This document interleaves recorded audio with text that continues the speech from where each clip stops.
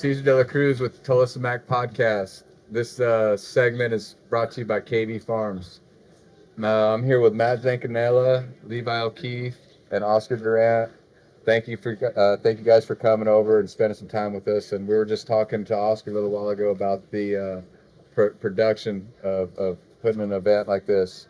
Zank, you are the co-founder of the Royal Crown event here with Levi, correct? Yep. Yeah, me and Levi, we come with the Royal Crown. Biggest thing, it is a production, and probably what Oscar said a lot. The team that we've got put together is unbelievable. From our secretaries to our shoot help to everything that we do. It's just the people that we surround ourselves is why we're able to put on a professional event.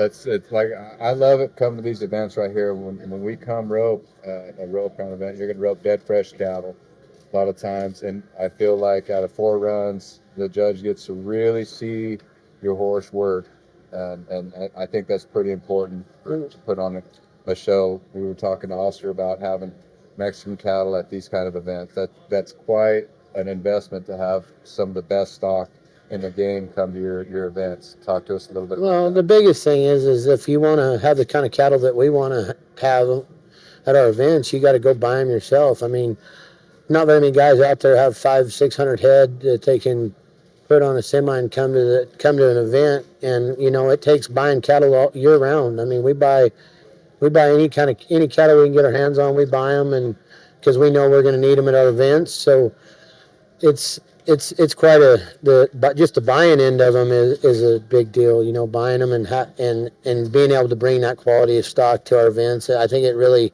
shows what we're trying to do and where we're going. Is we're trying to make a standard. I mean, the Royal Crown is, they try their ass off to make sure we got good stock, good judges.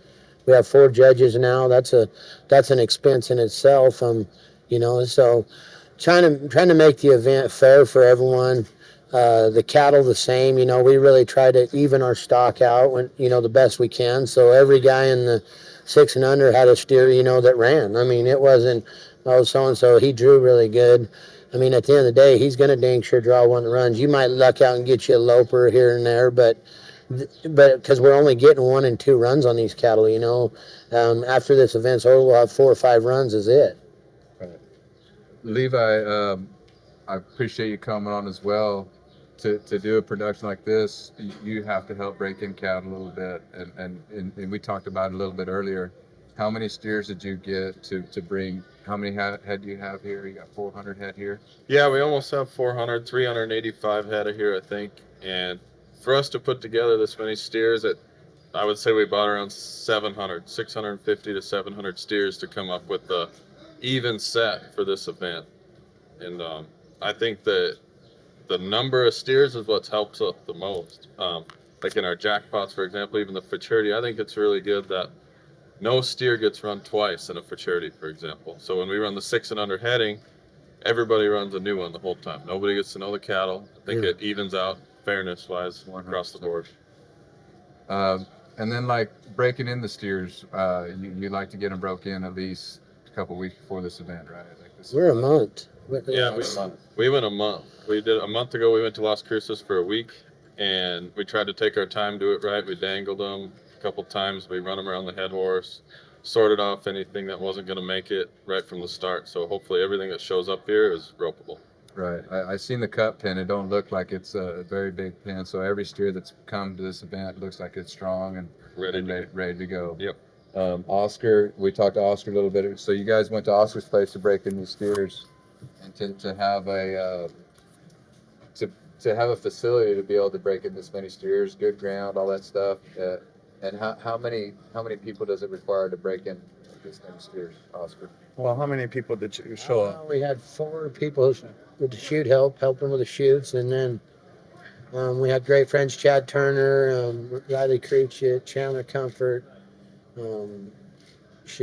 I bet we had Levi, 8 to 10 myself, rovers. Dan Thompson. We had there was 10 It wouldn't hurt to rovers. have maybe a couple more. Yeah. Oh man, yeah. By the end of it, we were toast. We didn't have any horses left. I mean, and at one time I think we had over 50 head of horses there between all of us that do the deal, and we still were running out of horses. Well, like you said, to be able to break in that many cattle, you got to have a good facility. And I'm sure after, from crossing them from Mexico, getting them across the line, and he showed us a couple pictures of y'all over there. What about the fence? The steers are coming across, and the border walls right there too. I Well, mean, it's just that'd be a different experience to go all the way down there to go look at your cattle. Oh yeah, we've been over there a few times and watched them cross, and it is quite an experience, to the process that goes through getting these cattle from Mexico to the United States. But yeah, talking about the place, we want to, always thank Julie Bay. She's allowed us to rent her spot. And if it's you couldn't have drawn a better picture of a place to have rented to do what we're trying to do. So for her helping us has been a huge deal. We probably wouldn't be where we're at without her because we didn't really have a place in Las Cruces, New Mexico. And to do what we're doing, you need one there because when you're buying these cattle, when they cross, it's nice to be able to haul in 45 minutes, Right. let them rest, because if you don't, you got a wreck on your hands. And that's why a lot of people have a hard time with the health and cattle when they're buying them out of Mexico. They stay on a truck. How many, like this last set we got, they're on a truck for 23 hours before they got to the border, and then if we would have had to put them on a truck to go 10 hours, it would have been detrimental. So having the facility right there close is a real big help and a big factor in our success of our cattle deal. Talk to everybody about your product, Cattle Active, and also Zestera for the horses, but that had to help out the cattle, and you got a hold of them and able to give them your product because it encourages them to eat and drink, right? Oh, exactly, and it's been big for us because now we've got our guys on the other side that we deal with on a regular basis now. So we're sending Cattle Active over there to them, and they're using it before they ship them. And like this last set I said, been on the truck for 22 hours, and they look damn good. They didn't look like rats, and having the Cattle Active to treat the water tanks when you do get those cattle is a big deal. Especially we're feeding a lot of chili, red chili, pecans, and so having something to help with it, keep that gut right on those cattle has been a big deal. But even at these events, using it in the back pens, you give it to them, and these cattle stay so full at these events. They don't get drawn down, sucked up where they're not getting out anything out of their feed. So it's a big help that way. With the Cadillacs, a big help for, in the success of keeping our cattle healthy and strong and actually getting them ready to come here. Because if you didn't have something to help with the gut, I mean, it would be hard to get weight on these cattle. It is hard to get weight on them. For sure. Levi, you and Zank have an event right here where you have team roping, y'all rope calves, rope away, and barrel race. Yep. It's a full week deal. Yeah. Talk to the people about what kind of day goes in for Levi O'Keefe. Oh, that starts pretty early. My wife and her sister Brianna, they kind of run the office. Brielle, I think sister helps them. We probably couldn't do it without them. I mean, they're up at 5:30 every morning, and they start the office, and they're the last ones out of there at 10 o'clock at night. They write all the checks, make sure everything's accounted for. And Well, the girls Yeah, in the they do office are amazing. big. I mean, they start the process months. We break the steers in a month in advance, but they probably start 4 months in advance with entry forms and scheduling. And the thing about it is putting on an event is how smoothly it's ran.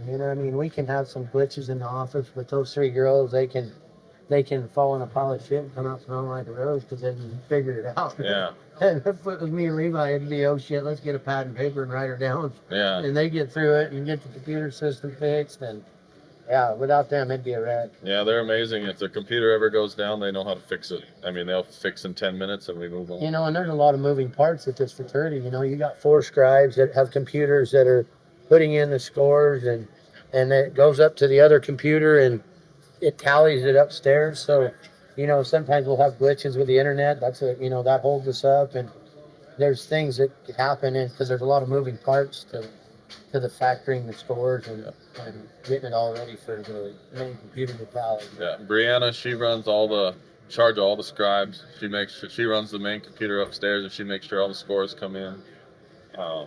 Everything with that, sorts it, makes sure the short rounds are right, makes sure the horses are right. to put on a production like this is huge. Like it's just not just a regular rope, and you guys do, like you said, all these events, and it's gotta be time consuming. And we're talking to Oscar a little bit about it. Y'all love it. And Zank, I got to rodeo with you a few years back. We got to battle it out at the rodeos a little bit, and I noticed back then even that you were all about having a really, really good horse. We both got to spend some time with Diesel. Yep. Shout out to Randy Adams for letting us ride that beautiful, one of the best horses I've ever got to ride. And I know that you kind of had a dream at this maturity to see more horses like that. Yeah. And go through the ranks of your maturity on to the pro. Yeah, and you see it. I mean, you see the talent and the healing. I mean, healers, healing, everything like that. But something that I want to say before I forget, that if it wasn't for the Stallion Owners, the Royal Crown wouldn't be here. So the Stallion Owners own these stallions that put them in these programs that give these people that buy horses from them an opportunity to come run at this kind of money is a big deal. So, you know, understanding the Stallion Owners are what drives the Royal Crown and what makes these events as lucrative as they are. You know, and it's nice because every year we know we got our added money. And don't get me wrong, we have some sponsors, different sponsors like South Valley Equine and Equinity and Classic Ropes, Coach Salary, Best Ever Pads, Zester and Cadillac. I mean, we've got great sponsors, and if any of that you guys out there want to get your products or your business involved in the Royal Crown, we'd love to have you. That's great. And, you know, it's a testament. Yesterday we had the intermediate head and Mr. Bill Myers. He's got Mr. Sassy Frenchman, I believe. Yeah, he owns a few studs. Yeah, he's invested in this deal. He actually got to show his stallion over here. So we won some money yesterday, and he was just so excited about that. We got a couple checks. You know? Yeah. So that's really cool for the stallions to get, you know, a little more. It's lucrative, I think, nowadays. When they come to a Royal Crown event and they win, that really ups the value of the stud just a little bit, and the stock. It's the Offspring. You know, the Offspring's the biggest thing and the other thing, you know, talking about Bill Myers, that's where we want to get our event to, where your lower number ropers are really get involved in this. I mean, and a lot of people say, oh, I don't want judged or whatever. You go out here and you catch 4 clean runs. You know, you get to pick the best healers in the world, best fighters in the world. But we want to get the lower number ropers involved more and try to get them involved in the fraternity deal. And what we're doing in the near future, we're going to have the same money in our 6 and under, our big class, as we do in the intermediate, because we want to see that paying as much as everything else. And I think that's going to, at the end of the day, that's where we want to take our fraternity and get people involved in buying these horses that you ride at the fraternity or Andy Holcomb's ride, and they get to buy that horse. And once they open a fraternity at the Royal Crown, those horses are eligible for life. Yeah. So when these people buy them, every event we have, they don't have to send in no $200 nomination. All they got to do is show up and eat. Right.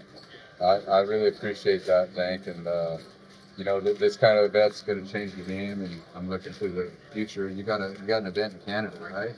Yeah, we've got Royal Crown Canada, which is the same as it is down here. We have different studs up there, but our plan is to grow 3 events up there eventually. Right now, we're just trying to get the program filled, but having 3 events like we have down here will be huge in Canada. It is, they've got a couple rope horse fraternities and a couple barrel horse fraternities, but it's really would be the biggest stallion incentive in the country, and I foresee that we can turn that into something big in Canada, and it's getting them to believe, just like we did down here, that we're going to add this kind of money and we're going to keep having these shows and keep doing what we're doing up there is the same as we're doing down here, and try to get it going in Canada like it is here. And I foresee Canada being just as big as the United States. Yeah, they have a lot of involvement. I mean, just like the roping fraternity, I mean, be honest, their first roping fraternity was bigger than ours. That's number-wise. I rode some nice horses out there, and there's some stallions that people might not have heard of down here. There's so many nice ones down south right here, but it's kind of an untapped resource up there. I've got a few colts from Canada, really bred nice. It looked the part, so I'm glad you guys are going up there, really growing the game. Yeah, for sure. Levi, I appreciate your time. Thank you so much. Appreciate it. Love what you're doing. Oscar, thank y'all for spending time with us. Anytime, Cesar.